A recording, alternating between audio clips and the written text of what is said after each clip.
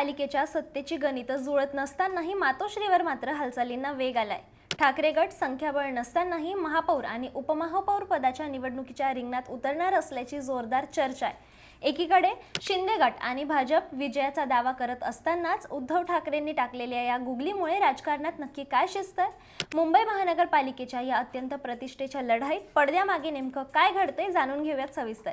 नमस्कार, मी श्रुती आणि तुम्ही पाहतात थोडक्यात। मुंबई महानगरपालिका ही केवळ एक स्थानिक स्वराज्य संस्था नाहीये, तर ती महाराष्ट्राच्या राजकारणाची नाडी मानली जाते। याच महानगरपालिकेवर वर्चस्व गाजवण्यासाठी सध्या सर्वच राजकीय पक्षांमध्ये चुरस निर्माण झाली आहे। अशातच आता एक मोठी आणि महत्त्वाची बातमी समोर येते, ती म्हणजे महापौर आणि उपमहापौर पदाच्या निवडणुकीसाठी उद्धव बाळासाहेब ठाकरे गट आपले उमेदवार उभे करण्याची दाट शक्यता आहे।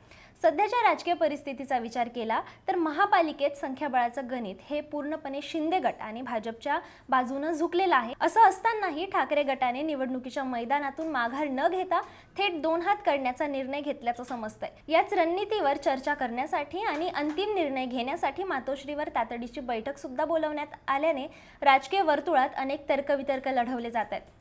आकडेवारी पाहिली तर ठाकरे गटाकडे विजयासाठी पुरेसं संख्याबळ नाहीये हे उघड सत्य आहे, तरी सुद्धा उमेदवार उभे करण्यामागे ठाकरे गटाची मोठी राजकीय चाल असू शकते। यामागे मुख्य उद्देश हा केवळ निवडणूक जिंकणं हा नसून आम्ही अजूनही मैदानात आहोत आणि समोरच्यांना सहजासहजी विजय मिळवू देणार नाही हा संदेश देणं असू शकतं। तसंच अशा निवडणुकांमध्ये उमेदवार दिल्याने आपल्या नगरसेवकांचे आणि कार्यकर्त्यांचं मनोबल टिकवून ठेवणं सोपं जातं।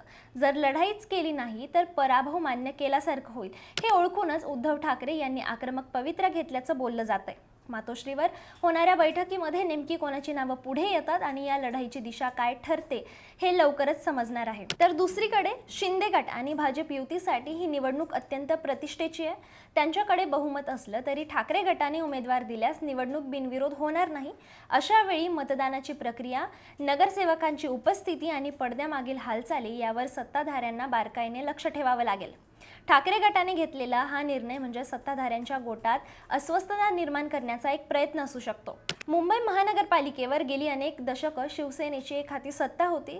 आता परिस्थिती बदललेली असली तरी उद्धव ठाकरे मुंबईवरील आपली पकड सोडायला तयार नाहीयेत। त्यामुळेच हा निर्णय केवळ एक निवडणूक नसून तो अस्तित्वाच्या लढाईचा एक भाग मानला जातोय। एकूणच काय तर आगामी काळात मुंबई महानगरपालिकेच्या सभागृहात मोठा राजकीय ड्रामा पाहायला मिळण्याची शक्यता आहे। संख्याबळ विरोधात असून सुद्धा लढण्याचं धाडस दाखवून उद्धव ठाकरे हे आपल्या विरोधकांना रोखठोक उत्तर देण्याच्या तयारीत आहे।